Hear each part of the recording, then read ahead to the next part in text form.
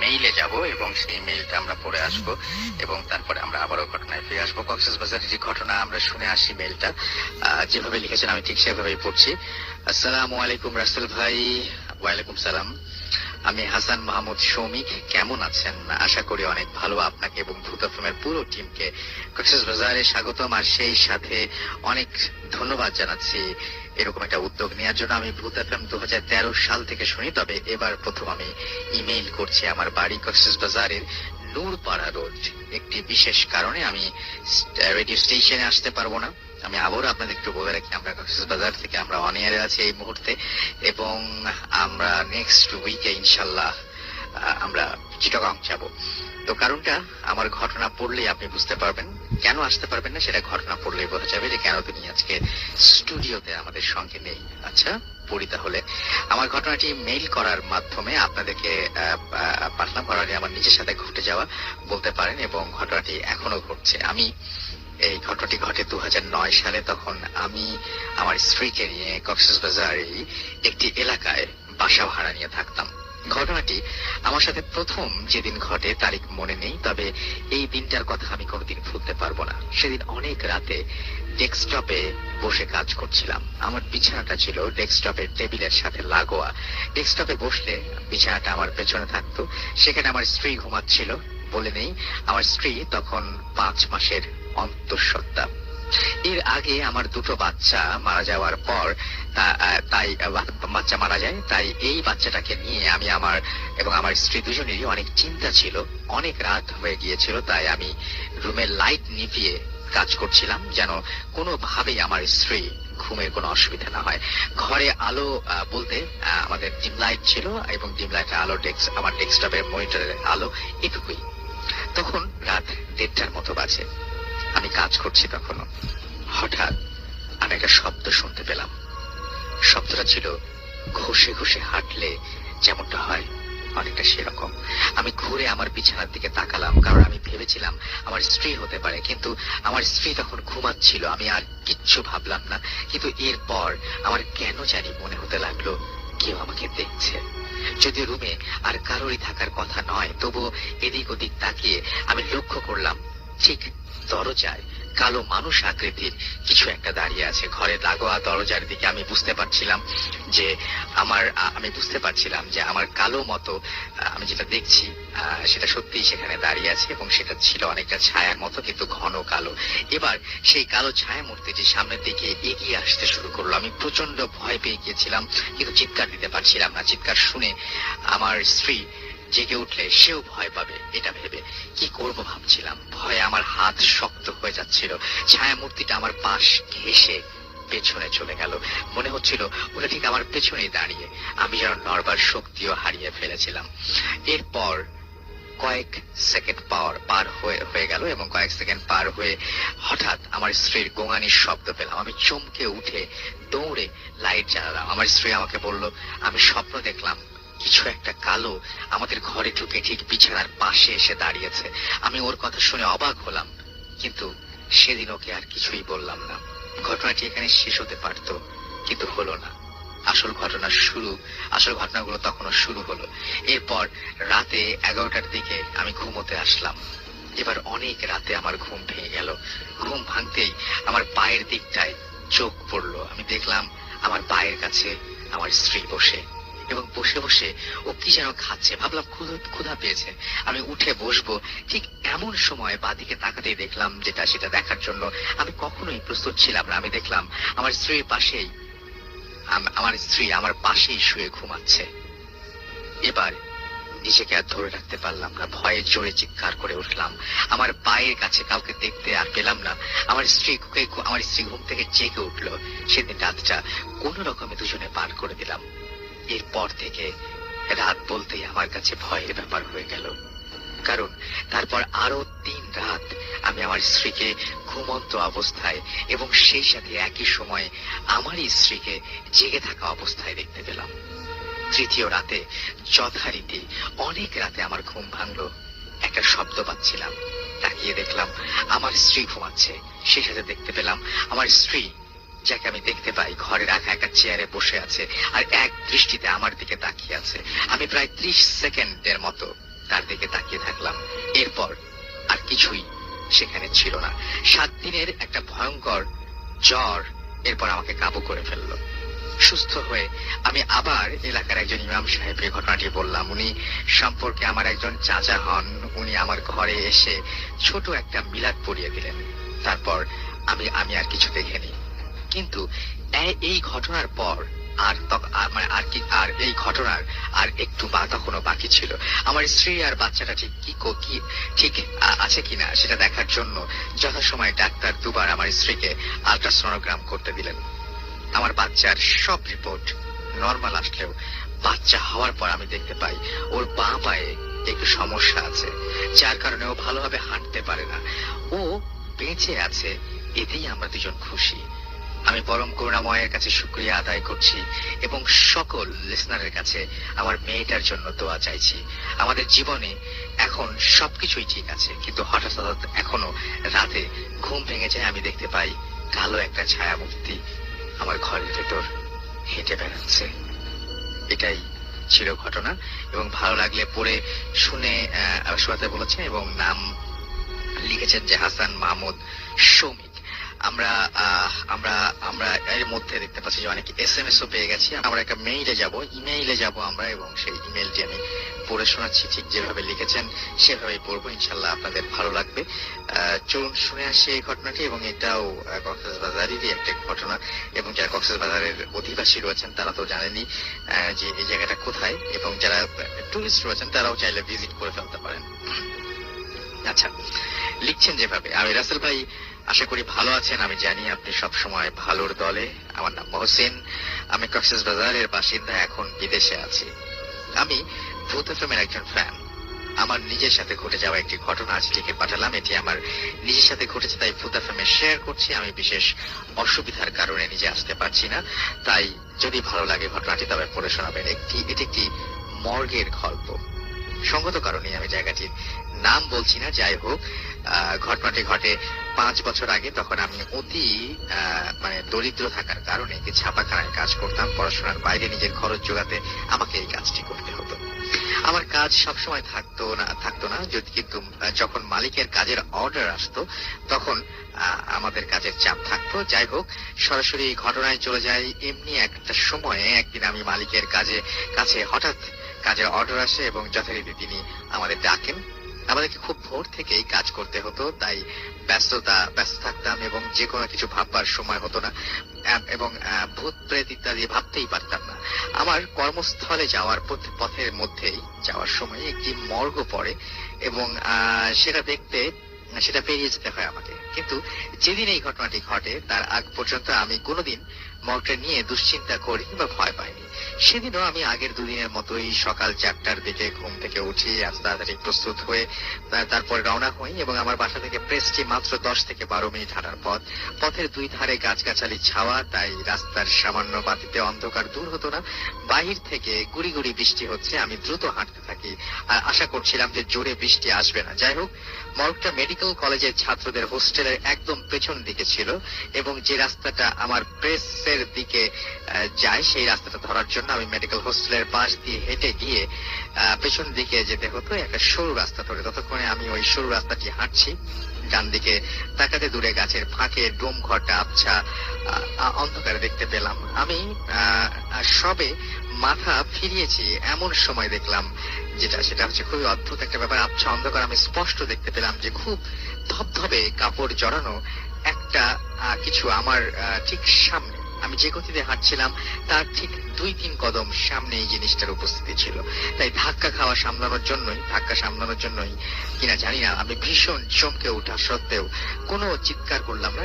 এবার ওই জিনিসটির মাথার দিকে আমার চোখ পড়ে। কি বলবো, এত বিভৎস কোনো মানুষের মুখ হতে পারে, এত ভয়ঙ্কর ফ্যাকাশে একটা অভিব্যক্তি থাকতে পারে, সেটা আমি জীবনেও ভাবিনি। এবং কোন মৃত ব্যক্তির চেহারাতেও এই ফ্যাকাশে ভাব দেখা যায় না। ব্যাপারটি এত ভয়ানক। আমি এই রাস্তাটি দিয়ে অনেক আসা যাওয়া করেছি নিরাপদে, আর সেজন্যই ভয়ের শিরশিরে অনুভূতি আমার পা থেকে শরীরে উঠতে লাগলো এবং মনে হতে লাগলো যে যেন হঠাৎ শূন্যে ভাসতে শুরু করেছি। এবং আমি জ্ঞান হারাই। যখন জ্ঞান আসে তখন পরের দিন সন্ধ্যা। আমি নিজেকে দেখি হাসপাতালের বেডে। হঠাৎ সারাটা দিন আমি অজ্ঞান ছিলাম। ডাক্তার বলেছিল আমার মস্তিষ্কের ভেতর নাকি হ্যামারেজ হয়েছে, এবং আমি এই ঘটনার পর প্রায় সপ্তাহখানেক কোনো কথা বলতে পারছিলাম না, অর্থাৎ আমি বোবা পুরোপুরি, এবং আমার পুরোপুরি সুস্থ হতে অনেকদিন সময় লেগেছে, এবং কথা বলতে আমার কথা আটকে যেত বারবার, এবং তোতলাতাম আমি। যারা আমাকে ওখান থেকে উদ্ধার করে, পরে তাদের কাছ থেকে আমি শুনেছি যে আমাকে ওই দিন সকালবেলা তারা মাটিতে শুয়ে থাকতে দেখে এগিয়ে যায় এবং হাসপাতালে নিয়ে যায়। ওরা বলছিল যে সকাল হওয়ার সময় ওরা 2-3 জন ওই দিকে যাচ্ছিল, হঠাৎ প্রচন্ড একটা শব্দ শুনতে পায়, ঠিক যেন বাজ পড়ার শব্দ, কিন্তু আসলে বাজ পড়ার শব্দ তো মনে হলেও সেটা আসে মাটির কাছ থেকে। আমাকে তারা সেখানে আবিষ্কার করে ঠিক একদম ওই জায়গাটিতে। আজ আরো আশ্চর্যের ব্যাপার যে ওই শব্দটি হবার পর তারা সবাই দেখতে পায় যে একটা তীব্র আলোর বলয় যেন আকাশের দিকে উঠে যাচ্ছে ধীরে ধীরে।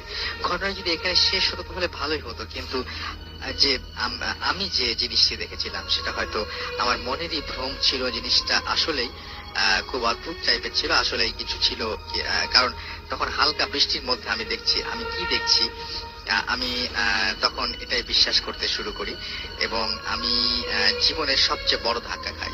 কিছুদিন পর আমি সুস্থ হয়ে সবার লোকের কথাবার্তা থেকে জানতে পারলাম ওই রাতে শহরে একটা রোড অ্যাক্সিডেন্ট হয়েছিল এবং একটি লোক মারা যায়।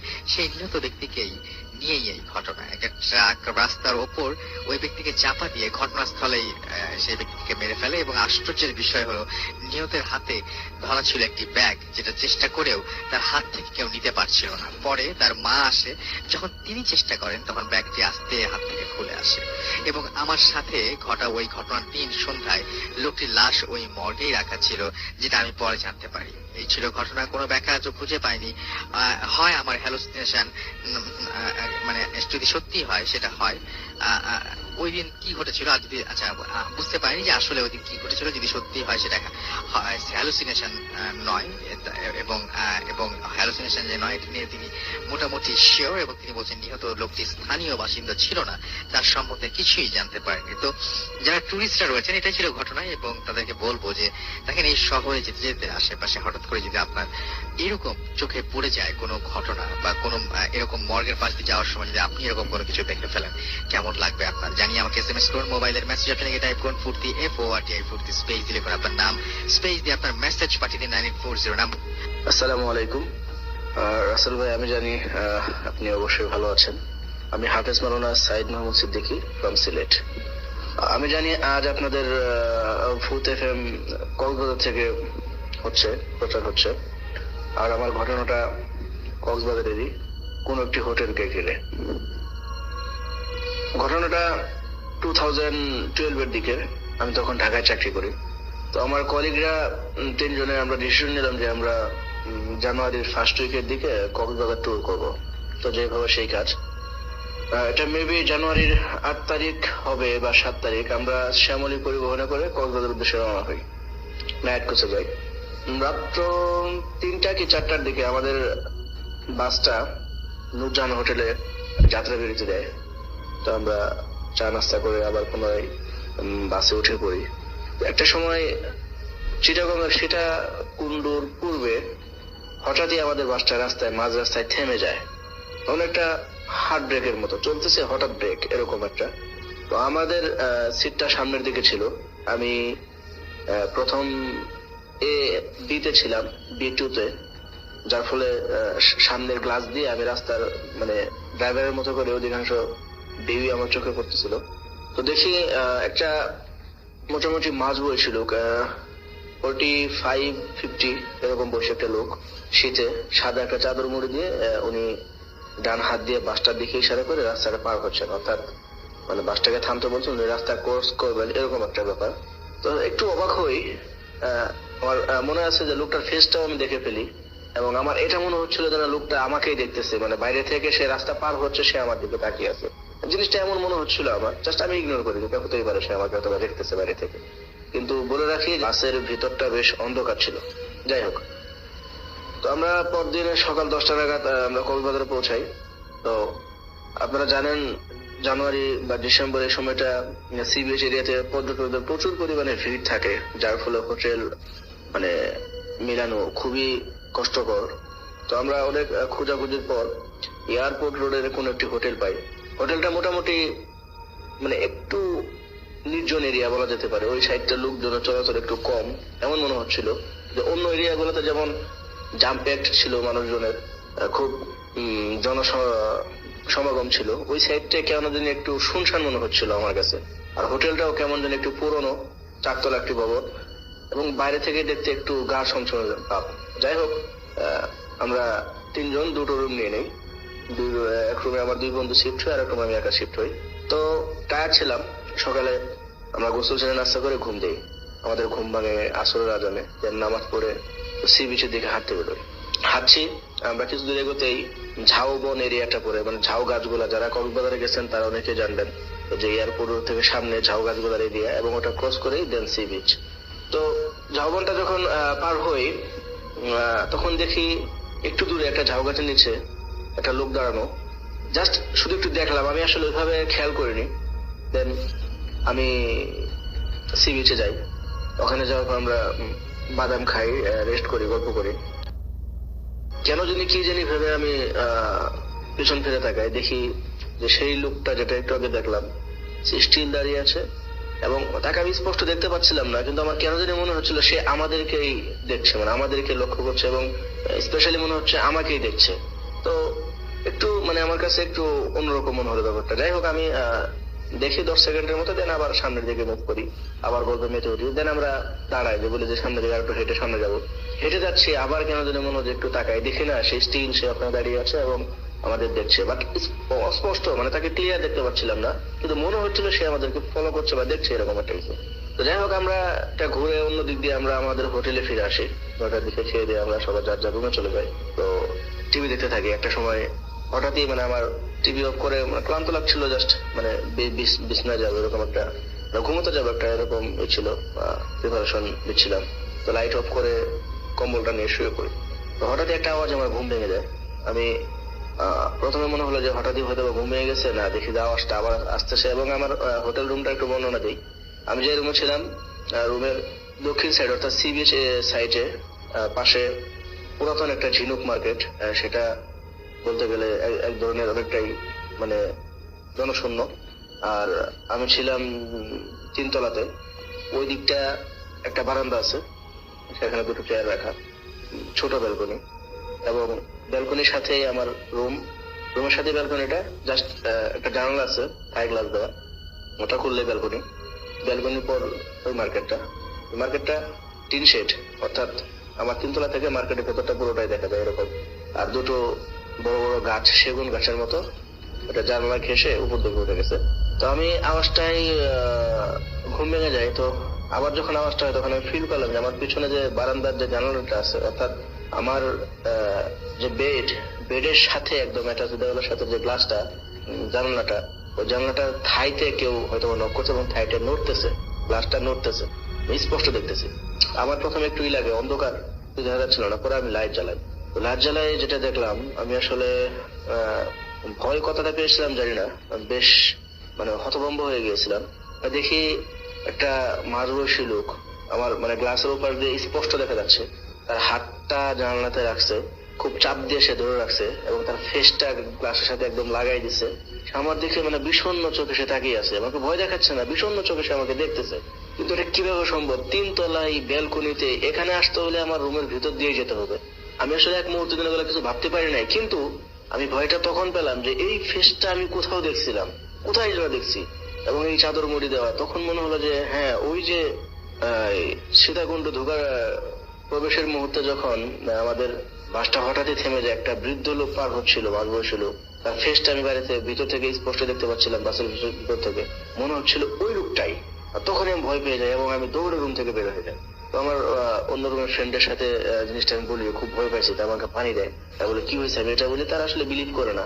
তখন আমি সব বলি যে এই লোকটাকে আমি ঝাউবনে দেখছি, দাঁড়ায় আছে, আমাদেরকে দেখতেছে, এবং সে ফলো করতে করতে সে পর্যন্ত চলে আসছে। তো যাই হোক, আসলে ঘটনাটা এখানে শেষ নয়। দেন আমি চলে আসি।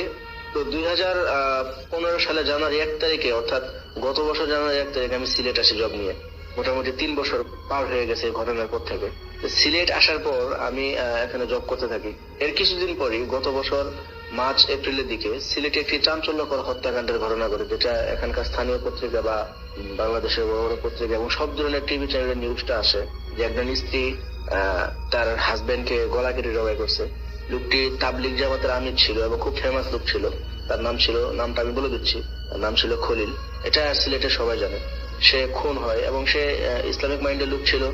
আমি তাকে চিনতাম না, কারণ আমি সিলেটে নতুন ছিলাম। আমার সহকর্মী যারা ছিল তারা সকলে চিনত। তো তাদের সাথে লাস্টটা আমিও দেখতে যাই এই অবস্থা, এরকম চাঞ্চল্যকর হত্যাকাণ্ড, নিজের স্ত্রী তাকে গলা কেটে জবাই করছে। তো দেখতে গিয়ে আমি লোকটাকে এটুকু কখনো দেখি নাই। তার কাফনের কাপড়টা খুলে যখন তার ফেসটা দেখি, তখন আমি পুরোপুরি শকড হয়ে যাই। আমি আসলে আমার নিজের চোখকে বিশ্বাস করতে পারতেছিলাম না। আমি কি বলবো আসলে, মানে 3 বছর আগে কক্সবাজারে সীতাকুণ্ডে ঢোকার মুহূর্তে মাঝ রাস্তায় যে বৃদ্ধ লোকটাকে দেখছিলাম, মানে মাঝ বয়সী লোকটাকে, চাদর মুড়ি দেওয়া, ঝাউবনে গাছতলা যে লোকটাকে দেখছিলাম, এবং আমার হোটেল রুমের ব্যালকনিতে জানালার ওপাশে যে লোকটাকে আমি দেখে ভয় পেয়েছিলাম, আর এই লোকটা সবই এক। অর্থাৎ এই লোকটাকে আমি আজ থেকে 3 বছর আগে দেখছিলাম। আমি এক মুহূর্তের জন্য বিশ্বাস করতে পারি না। ওখানে আমি দাঁড়াই না, আমি চলে আসি এবং আমার সাথে যে ফ্রেন্ড যায় তাকে আমি শেয়ার করি, সেও বিলিভ করে না। আসলে এটা কাউকে বিশ্বাস করার মতো ঘটনাও না। আমি ইসলামিক মাইন্ডের লোক, আমি জিনে বিশ্বাস করি। পবিত্র কোরআনের জিনদের কথা স্পষ্ট উল্লেখ রয়েছে। আমাদের নবী করিম সাল্লাল্লাহু আলাইহি সাল্লাম জিনদের সাথে মিট করছেন, সেটাও আমি হাদিসে পড়েছি। কিন্তু এটা কি জিন ছিল না কি ছিল? আমরা জানি যে মানুষ মারা গেলে তার আত্মা অনেকে দেখা দেয়, কিন্তু সে মরে নাই। এই পূর্বে এই লোকটাকে আমি অনেকদিন ছিলাম, অথচ এই লোকের সাথে অনেকদিন দেখা হয়েছে, অথচ এই লোকের সাথে আমার কোনো পরিচয় ছিল না, তাকে আমি চিনতাম না, জানতাম না। আমি তো তখন সেটা জিনই ভেবে নিয়েছিলাম। কিন্তু এখন যখন আমি তাকে এরকম মৃত অবস্থায় দেখলাম, খুন হলো, মার্ডার হলো সে, আমি এটা আসলে এখনো এটার কোনো ব্যাখ্যা আমি এখনো খুঁজে পাই নাই। এটা কি ছিল? আমি অনেককেই এটা শেয়ার করছি, তারা কেউ এটা সঠিক ব্যাখ্যা দিতে পারে নাই, আমিও পারি নাই। এই ছিল আমার ঘটনা। ধন্যবাদ সবাইকে, ভালো থাকবেন। আসসালামু আলাইকুম। আসসালামু আলাইকুম ওয়া রাহমাতুল্লাহি ওয়া বারাকাতুহু। আমার নাম মোহাম্মদ রাজু খান, আমি কুয়েত থেকে বলতেছি। আমার দেশের বাড়ি মানিকগঞ্জ জেলা শিবালয় থানা, গ্রাম ক্যাপনা। এটা একটা সংগ্রহ করা ঘটনা। এই ঘটনাটা ঘটে কুয়েতে কোন এক এলাকায়। আমি সেই এলাকাটার নাম বলতে চাইতেছি না। সেখানে একটা ইন্ডিয়ান ছেলে আত্মহত্যা করে, গলায় দড়ি দিয়ে মৃত্যু। তো তারপর তার রুমমেটরা যখন দেখতে পায়, তারা পুলিশকে ফোন করে এবং তাদের আশেপাশে যারা আছে তাদেরকে ডাকে সেটা দেখায়। তারপর পুলিশ আসে, আসার পর যে নিয়ম কানুন আছে সেই অনুযায়ী সেই লাশটাকে নামায় এবং নামায় সেটা পোস্টমর্টমের জন্য নিকটবর্তী সরকারি হাসপাতালে পাঠানো হয়। আর তারপর সেই পোস্টমর্টম করার জন্য যে 2জন মানুষের উপরে দায়িত্ব দেয়, তারাও আজনবী ছিলেন, আর তাদের সাথে এই ঘটনাটা ঘটে। তো যখন পুলিশের কাছ থেকে হাসপাতালে দেওয়া হয় লাশটাকে পোস্টমর্টমের জন্য, তো যেই 2টা ছেলের উপরে দায়িত্বটা পড়ছে, তাদের একজনের নাম ওসমান আর একজনের নাম জাফর, আর এটা তাদের ছদ্মনাম। কেননা তারা বলছে যে তাদের যদি নাম উল্লেখ করি হয়তো সমস্যা হতে পারে।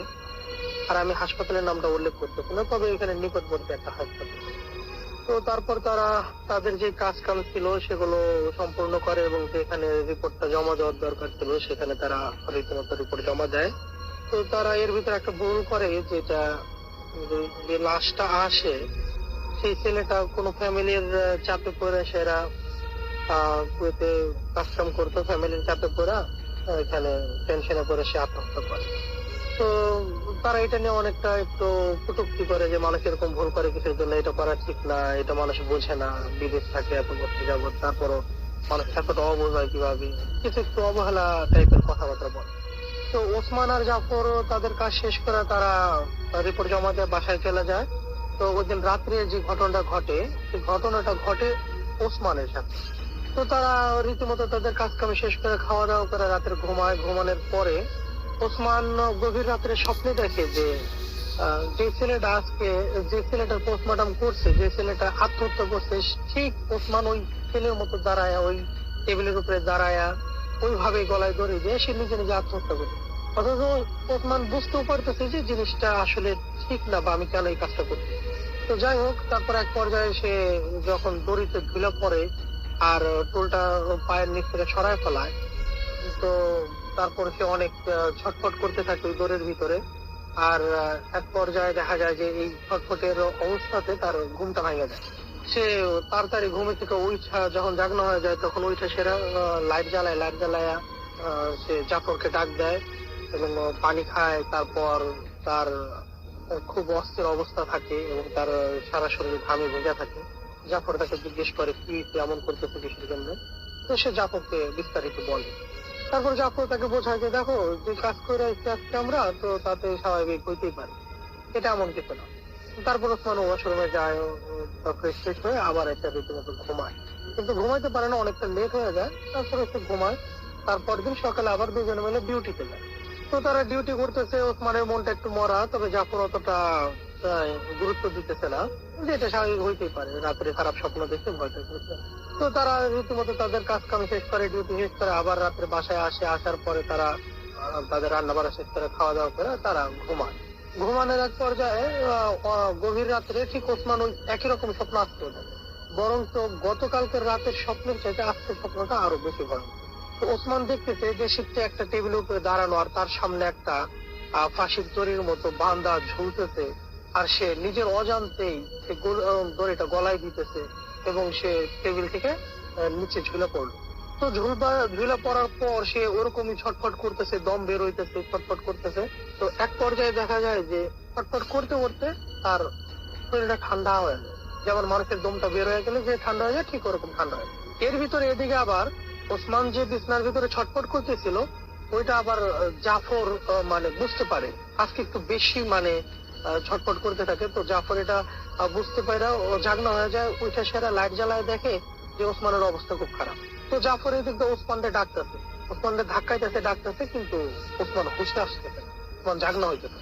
তো এক পর্যায়ে যখন ওসমান ওই গলায় দড়ি দিয়ে সে যখন ঝুলন্ত অবস্থায় কিছুক্ষণ থাকার পর শান্ত হয়ে যায়, তখন তার দম টম বন্ধ হয়ে সে একাই হঠাৎ করে বিছানার উপরে জাগনা হয়ে যায় এবং লাফ দেয়।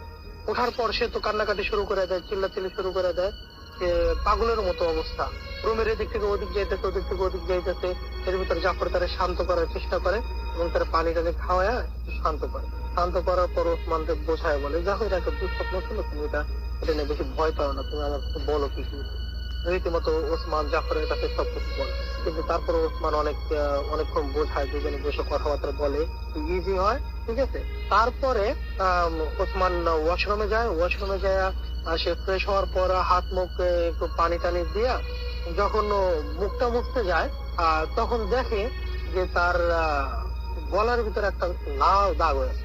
তো গলার ভিতরে একটা লাল দাগ হয়ে রয়েছে, যেমন দড়ি বাঁধা কেউ তাকে টানছে বা ঝুলেছিল, সেই দাগটা এখনো তার গলার ভিতরে রয়ে গেছে। তো তার গলার যে দাগটা ছিল এবং দাগের পাশাপাশি সে ব্যথা অনুভব করতে থাকে। তারপর সে দৌড়ায় বাইরে আসে সেটা জাফরকে ডাকে, জাফরকে ডেকে সেটা বলে, দেখো জাফর, এই যে আমার গলার ভিতরে লাল দাগ হয়ে গেছে, তুমি যে বললা এটা পুরোটাই স্বপ্ন ছিল, দুঃস্বপ্ন ছিল, কিন্তু এই দাগ আসলে কি? এখন জাফর আর কোনো কিছু বলতে পারে না। তারপরে জাফর অনেক কিছু সান্ত্বনা দেয়, কিন্তু তারপর ওসমান আর সারা রাত ঘুমাইতে পারে না। জাফর আর ওসমান দুজনে শোয়া থাকে, কিন্তু তারা আর এই ব্যাপারে কোনো কথাও বলে না, দুজনে একটু ভয় পায়।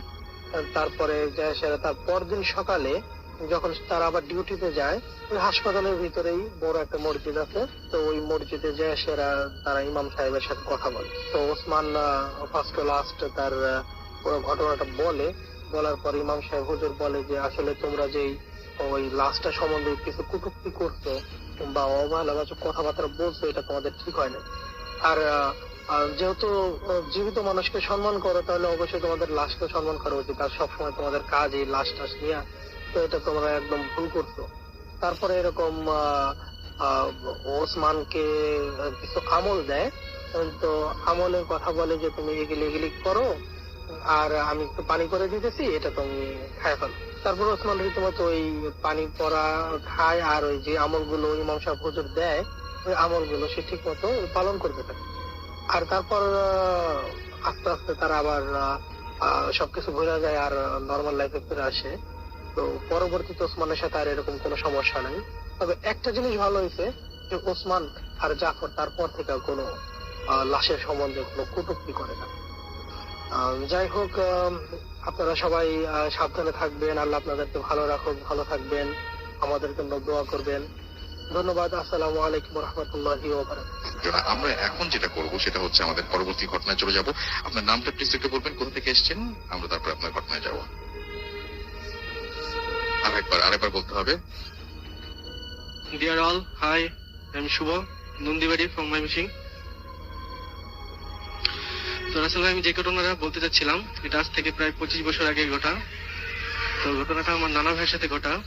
আমাদের শহরের মধ্য দিক দিয়ে একটা রেল লাইন চলে গেছে, এটা হয়তো জানেন। তো রেললাইনের পাশে আমার এলাকা। তো আমার নানা ভাই একদিন বাজার থেকে মাছ কিনে রাত্রে প্রায় 10টার পরে মাছ কিনে বাড়িতে ফিরছে। ফেরার পথে সে মানে ঠাউর করতে বলে যে তার পিছনে কে আসছে যেন। তো সেটা তো চিন্তা ভাবনা না করে, সাহসী মানুষ ছিল, সে বাসায় চলে আসে। আসার পরে ঘরে মাছ রাখে। রাখার পরে সে টয়লেটের দিকে যায়। টয়লেটের দিকে যাওয়ার পরে সে দেখে ওখানে কেউ দাঁড়িয়ে আছে। তো সে তার ছেলে মনে করার পরে সে অনেক বকাঝকা করে, যে পরে সে এক সময় বুঝতে পারে যে এটা তার ছেলে না, অন্য কিছু। তো অন্য কিছু সে যখন টয়লেট থেকে তার করতে পরে আপনার রাসূল ভাই উনি তার সাথে মানে অনেক ঝগড়া শুরু হয়ে যায়, কথা কাটাকাটি অনেক ঝগড়া শুরু হয়ে যায়। যে এখানে কেন সে মনে করেন ঝগড়ার এক পর্যায়ে তার হাতাহাতি শুরু হয়ে যায়, অনেক হাতাহাতি প্লাস মারামারি। মানে বৃষ্টির দিন ছিল, কাদাতে অনেক জাম হয়ে যায়। ওইখানকার মানে আশেপাশে মানুষ উঠে চলে আসে। পরে আপনার সবকিছু করার পরে দেখে যে মানুষজন দেখে তার কাদা মেখে পুরো শরীর ভিজে গেছে। ভিজে যাওয়ার পরে সবাই তাকে ধরে এবং পানি টানি দিয়ে পরিষ্কার করে পরে জিজ্ঞেস করে কি হয়েছিল। সে দেখে কি যে টয়লেটের সাথে একটা গলা নেই, তার গলা নেই এবং চোখ দুটো বুকে এরকম একটা বস্তু দাঁড়িয়ে আছে। Thank you very much. আমাদের কিছু কারণে আমাদের আজকে